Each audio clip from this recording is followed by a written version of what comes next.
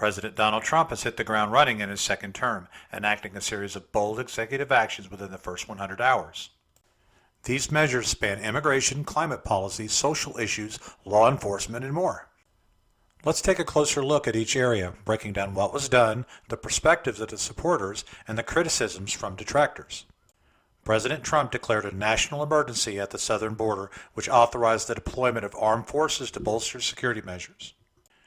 He also signed an executive order aimed at ending birthright citizenship for children of undocumented immigrants, a move he argues will curb illegal immigration.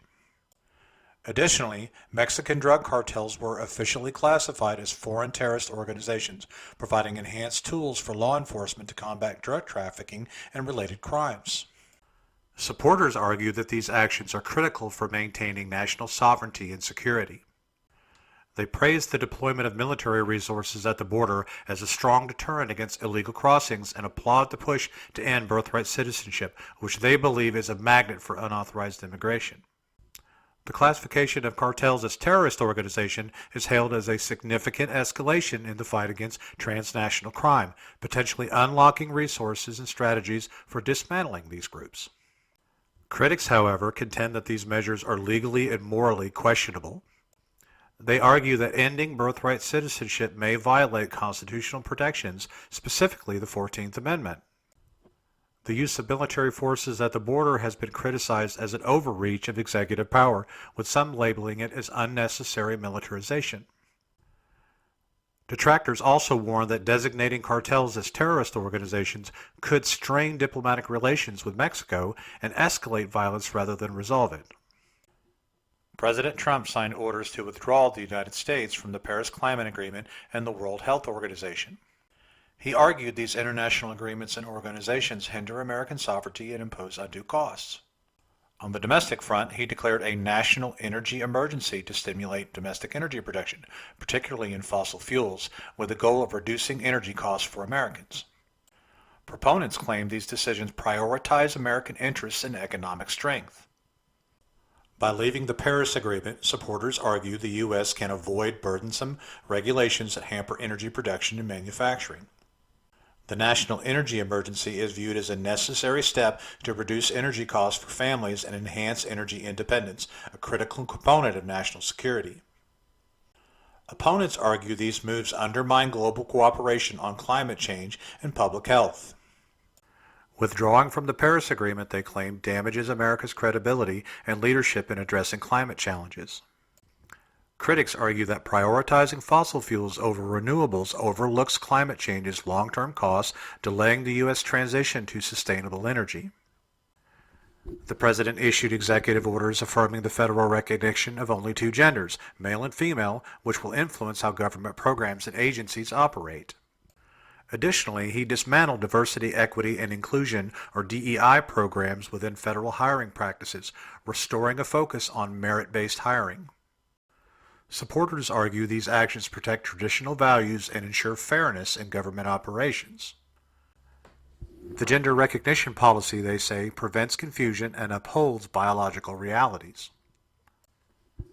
The elimination of DEI initiatives is seen to combat perceived discrimination against qualified candidates in favor of equity quotas, ultimately promoting efficiency and meritocracy. Critics claim these policies are discriminatory and exclusionary. They argue that limiting gender recognition ignores the existence and needs of transgender and non-binary individuals, exacerbating marginalization. The dismantling of DEI programs is criticized as a rollback in progress in achieving diversity and addressing systematic inequalities within federal institutions. President Trump granted clemency in approximately 1,500 individuals connected to the January 6 Capitol events, including members of groups like the Proud Boys and Oath Keepers. He also issued pardons for 2 Washington, D.C. police officers who faced prosecution, framing the decision as part of a broader support of law enforcement. Finally, he pardoned Ross Ulbricht, Silk Road's founder, and 23 anti-abortion activists convicted of violating the Freedom of Access to Clinic Entrances, or FACE Act. Supporters view these actions as a commitment to protecting individuals they believe have been unfairly targeted for political reasons. They argue the January 6 participants were exercising their First Amendment rights and have been over-prosecuted. The pardoning of police officers, supporters say, underscores the administration's dedication to law enforcement. Finally, supporters say Ulbricht's pardon highlights excessive sentencing in nonviolent crimes, while clemency for anti-abortion activists reflects pro-life and religious freedom support. Opponents argue that these pardons undermine accountability and set a dangerous precedent. They claim the clemency for January 6 participants trivializes the attack on democratic institutions and emboldens extremist groups. The pardons for police officers, critics say, send the wrong message about accountability for misconduct within law enforcement. Finally, critics argue Ulbricht's pardon promotes cybercrime, while clemency for anti-abortion activists undermines clinic access and civil rights, favoring political allies over justice. The president announced over $1 trillion in new investments, including $500 billion from the private sector to develop artificial intelligence infrastructure. He also initiated a review of trade agreements proposing a 25% tariff on imports from Canada and Mexico to protect American industries and prioritize domestic interests. Supporters praised these measures as a significant boost to the U.S. economy. The AI infrastructure project, they argue, positions America as a leader in the emerging technologies, creating jobs and fostering innovation. The proposed tariffs are seen to level the playing field for American workers and industries facing unfair competition. Critics warn that these policies could have unintended consequences. They argue that increased tariffs may spark a trade war, driving up costs for consumers and straining relationships with key trading partners. While the AI investment is applauded, some detractors express concern about the lack of regulations addressing ethical and workplace implications of rapidly advancing technology. To improve efficiency and cut costs, President Trump established the Department of Government Efficiency, a new agency tasked with streamlining federal operations.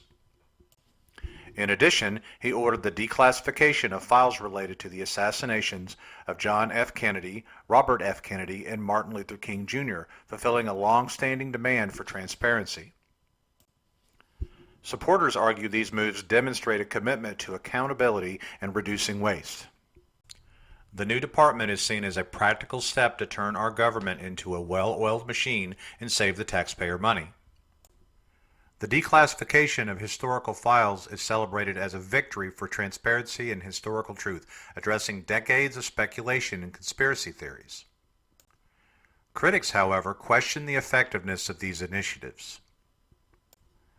They argue that creating a new department may ironically increase government bureaucracy rather than reduce it. Some view the timing of the declassification order as politically motivated and worry that sensitive information could be misinterpreted or used irresponsibly. This concludes our summary of the first 100 hours of President Trump's second term in office. These sweeping actions reveal President Trump's intent to leave a lasting mark on American policy, with bold measures targeting domestic and international issues. We'll continue to monitor and report on the effects of these decisions in the days ahead. Thanks for watching.